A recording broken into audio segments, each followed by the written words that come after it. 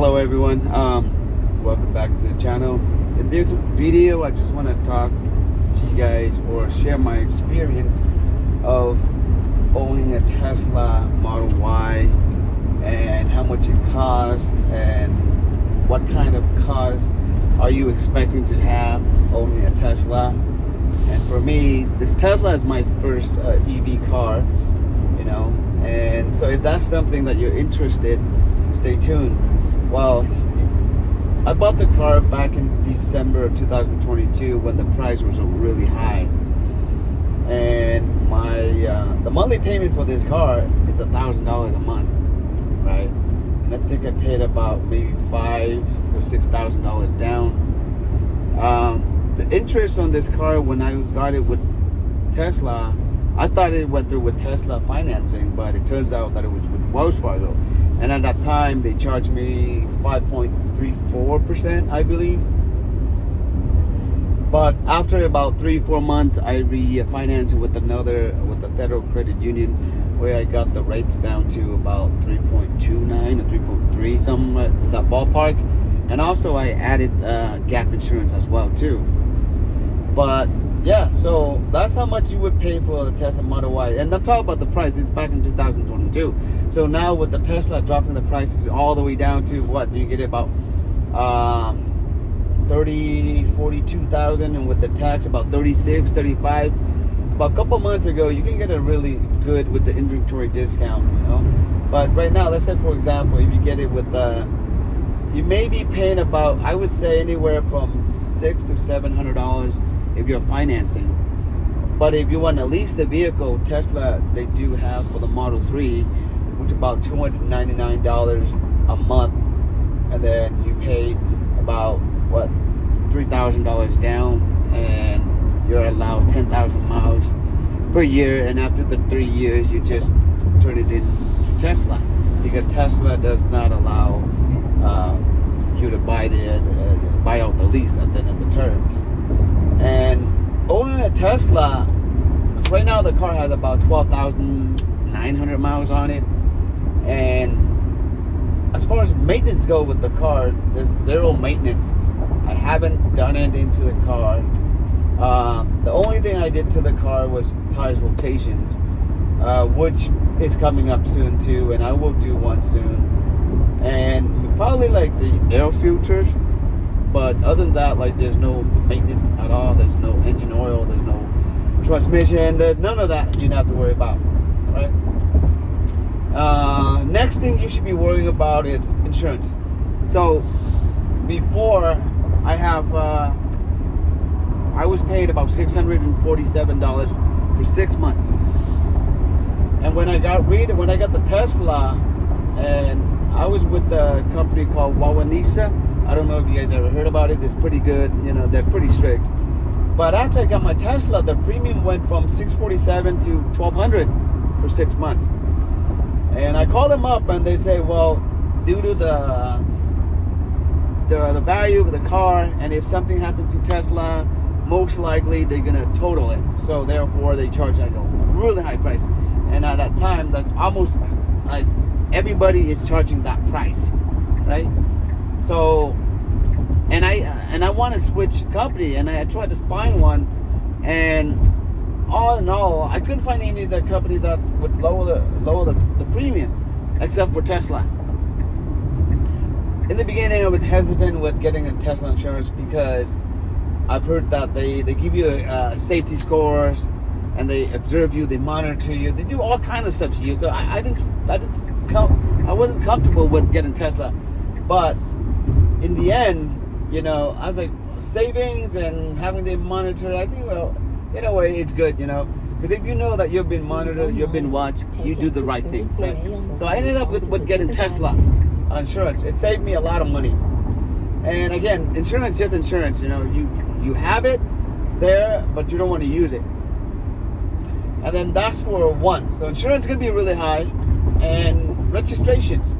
So the registrations on my car, because I used to have like a Lexus 2004 RX 330 and a 2011 Toyota Sienna. So the pay was around $139 to $160. like for registration renew. I was surprised when I got my Tesla. It's a $791 renew for Tesla. So that's another thing that you should be considerate about. So not just the monthly payment of the car, but also the insurance and the registration. Now take exit 33. As far as I'm saving money on the gas, In 500 feet, and turn left on because I spend so West much money on the Cabale, solar system, West Pacific Avenue. that I don't have to pay Now any turn money left onto West on Cabale the energy bill. Parkway. So as we speak right now, I'm actually having credits from Edison as we speak because I don't use that much energy, and also I don't have zero. For my Tesla Model Y, I don't pay any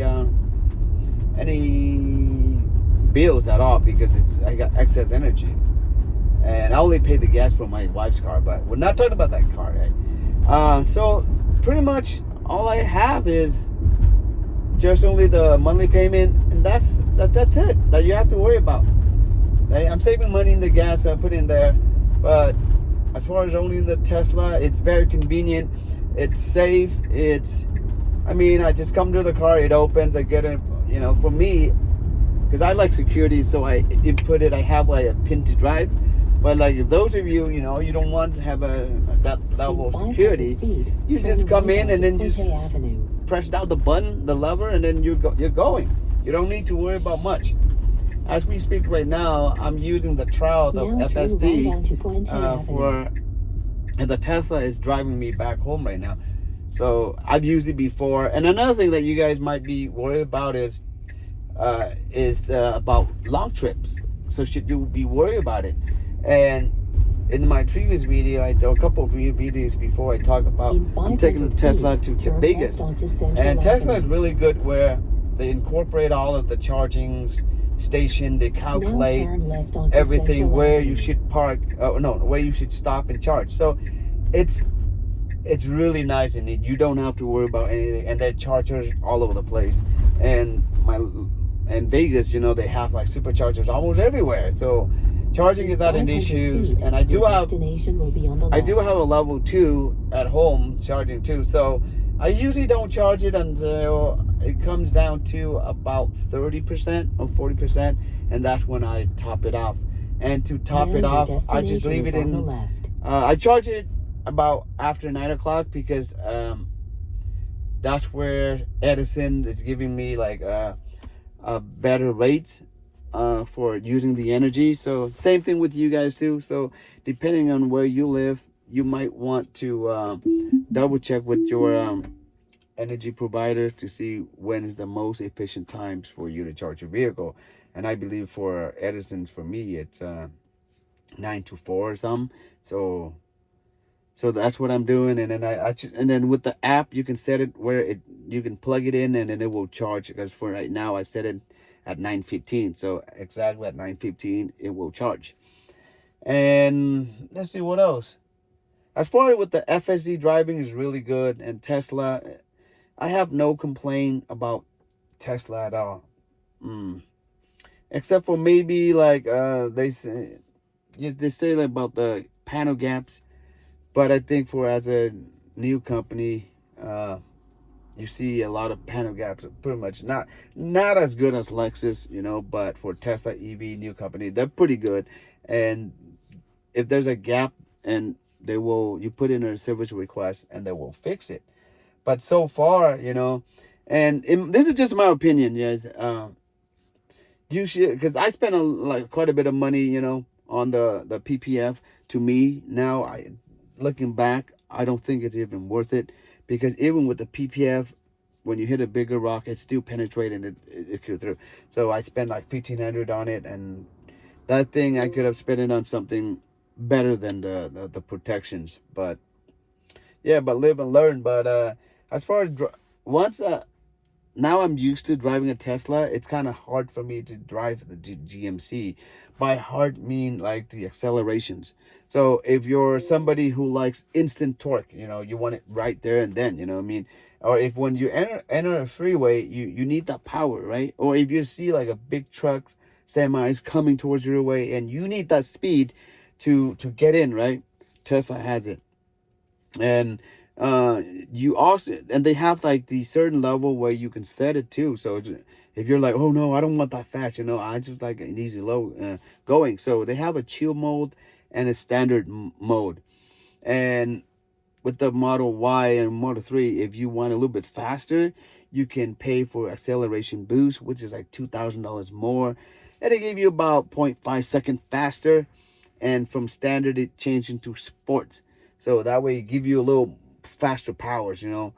But I think with the 0 to 60, 4.8 second, it's more than enough. And right now, the vehicle is actually stopped in front of my house and it parked safely too.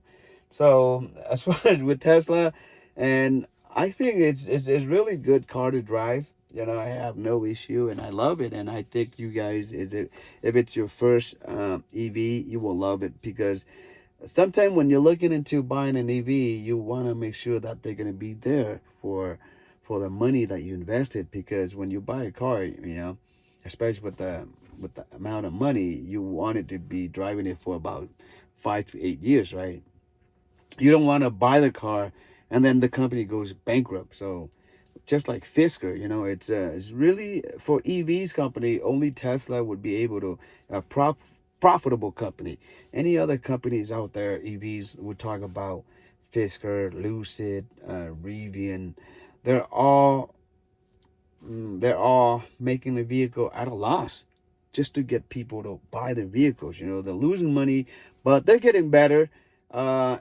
But Fisker, they're gonna file bankruptcy. They're gonna go out of business. So for those customers who bought the Fisker Ocean, so I don't know where they're gonna have the vehicle service, or I don't know if Fisker gonna be bought out by another major automaker. You know, where they're gonna try to revive it or to incorporate Fisker into their own company. Who knows? You know, but again, when you buy something like that, you want the company to be there, you know, to when you need service with your car. So yeah, guys, so that's pretty much it for this video, guys. Thank you for watching through all the way to the end, like right now. So if you like the video, please give it a like. And if you love the content of the channel about Tesla or EVs or savings, feel free to subscribe. Other than that, thank you, take care, till next time, be safe.